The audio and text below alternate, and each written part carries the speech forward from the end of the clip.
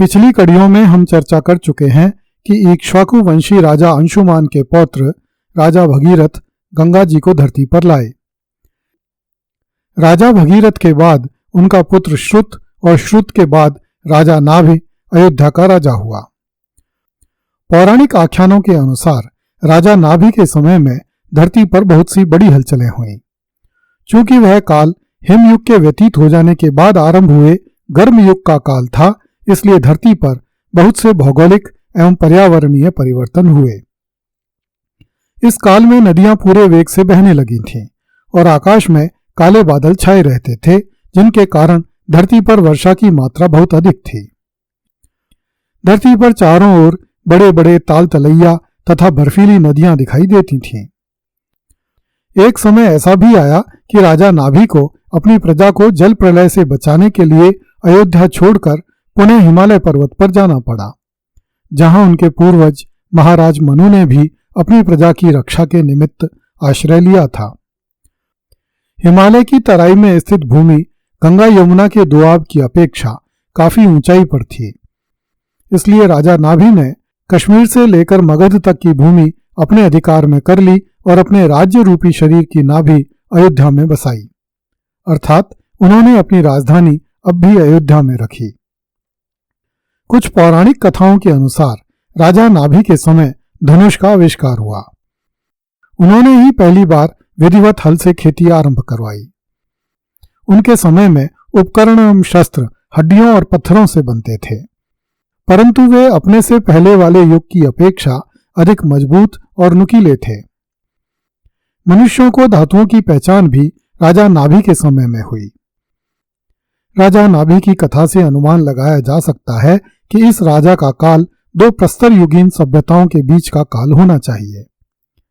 नरवंश विज्ञानियों के अनुसार भारत में प्रथम पाषाण काल का आरंभ 1.5 लाख साल पहले हुआ। इसे पुरा पाषाण काल भी कहते हैं। इस काल के बहुत से उपकरण एवं शस्त्र कश्मीर से लेकर कन्याकुमारी तक मिलते हैं। ये उपकरण बहुत ही मोटे एवं भद्दे हैं। इन्हें देखने से अनुमान होता है कि इस काल में मानव आखेट की अवस्था में था और कृषि तथा पशुपालन से परिचित नहीं था। वह नदियों के किनारों पर स्थित जंगलों में घूमता रहता था। दूसरा पाषाण काल आज से लगभग 50,000 साल पहले आरंभ हुआ। इसे मध्य पाषाण काल कहा जाता है। इस युग के उपकरण नदियों के किनारे एवं शैलाश्रयों के निकट मिलते हैं। ये उपकरण अपेक्षाकृत अधिक तीखे, छोटे और धारदार हैं। इस काल के उपकरणों में स्क्रैपर तथा पॉइंट विशेष उल्लेखनीय हैं। इन उपकरणों के मिलने का अर्थ है कि इस काल का मानव मछली एवं पशुओं को छीलने एवं उनसे हड्डियां एवं कांटे अलग करने में दक्ष था। इस समय तक भी मानव को पशुपालन तथा कृषि का ज्ञान नहीं हुआ था। उत्तर पाषाण काल का आरंभ आज से लगभग 10,000 साल पहले माना जाता है। इस काल में पहले हाथ से और फिर चाक से बर्तन बनाए गए।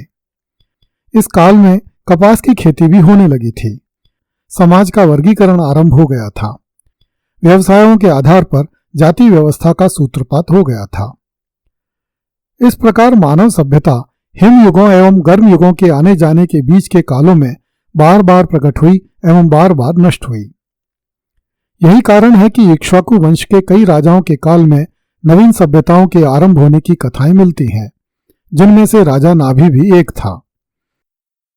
नरवंशी वैज्ञानिकों का मानना है कि पुराणों में वर्णित भगवान परशुराम भी पाषाणकालीन चरित्र हैं। परशुराम का उल्लेख विभिन्न पुराणों, वाल्मीकि रामायण एवं महाभारत में मिलता है। इन कथाओं के अनुसार भगवान परशुराम की उपस्थिति रामायण काल में भी मिलती है और महाभारत काल में भी। पुराणों की काल गणना इतनी उलझी हुई है कि हम उनके आधार पर भगवान परशुराम के युग अथवा जीवन काल का निर्धारण नहीं कर सकते। यदि उन्हें रामायण काल का पात्र माना जाए तो वे आज से लगभग 7 से 10,000 साल पहले हुए, और यदि भगवान परशुराम को महाभारत कालीन माना जाए तो वे आज से लगभग 5,000 साल पुराने सिद्ध होते हैं। कोई भी व्यक्ति 5,000 साल तक जीवित रहे यह संभव नहीं है, किंतु यदि हम पुराणों में आए विवरण को देखें तो हर युग में मनुष्य की आयु अलग अलग बताई गई है। भारतीय पुराणों के अनुसार मनुष्य की आयु सतयुग में 1,00,000 वर्ष, त्रेता युग में 10,000 वर्ष, द्वापर में 1,000 वर्ष और कलयुग में 100 वर्ष होती है। यदि यह सही है तो भगवान परशुराम का रामायण काल से लेकर महाभारत काल तक होना संभव है, किंतु धरती पर आज तक कोई भी नर कंकाल या कंकाल का कोई छोटा सा अवशेष भी ऐसा नहीं मिला है जिसकी आयु का निर्धारण कार्बन डेटिंग के आधार पर कुछ 100 वर्ष या कुछ 1000 वर्ष किया जा सके। पुराणों में जिन सप्त चिरंजीवियों की अवधारणा प्रस्तुत की गई है उनमें भी भगवान परशुराम का नाम सम्मिलित है। इस दृष्टि से भी भगवान परशुराम की उपस्थिति रामायण काल से लेकर महाभारत काल तक होनी संभव है, किंतु वैज्ञानिक आधार पर इसे सिद्ध नहीं किया जा सकता। हम एक अनुमान यह भी लगा सकते हैं कि जब धरती पर बार बार हिम युगों एवं गर्भ युगों के आने जाने के कारण मानव सभ्यता नष्ट हो जाती थी या समूची धरती ही समुद्र में डूब जाती थी और हजारों साल बाद पुनः प्रकट होती थी, तब ऐसी स्थिति में हजारों साल पुराने नर कंकाल भी नष्ट हो जाते होंगे, इसलिए हम उन्हें प्राप्त नहीं कर पाते। किंतु इसका जवाब वैज्ञानिकों के पास यह है कि धरती से लाखों वर्ष पुराने वानर कंकाल, डायनासोर कंकाल और नर कंकाल प्राप्त हुए हैं।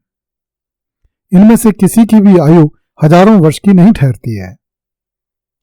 इस प्रकार भारतीय पुराणों में आए आख्यानों एवं वैज्ञानिक शोधों के बीच काल गणना का यह अंतर तब तक विद्यमान रहेगा जब तक कि भारतीय पुराण अपने समर्थन में कोई भौतिक साक्ष्य प्राप्त नहीं कर लेते हैं। तब तक हिंदू समाज इस आस्था पर दृढ़ रहेगा कि भगवान परशुराम इक्ष्वाकु वंशी राजाओं की कई पीढ़ियों के राजाओं के काल में धरती पर विद्यमान थे और चिरंजीवी होने के कारण वे आज भी धरती पर विद्यमान हैं। अगली कड़ी में देखिए इक्ष्वाकु वंशी राजा ऋतुपर्ण का राजा नल के साथ संवाद।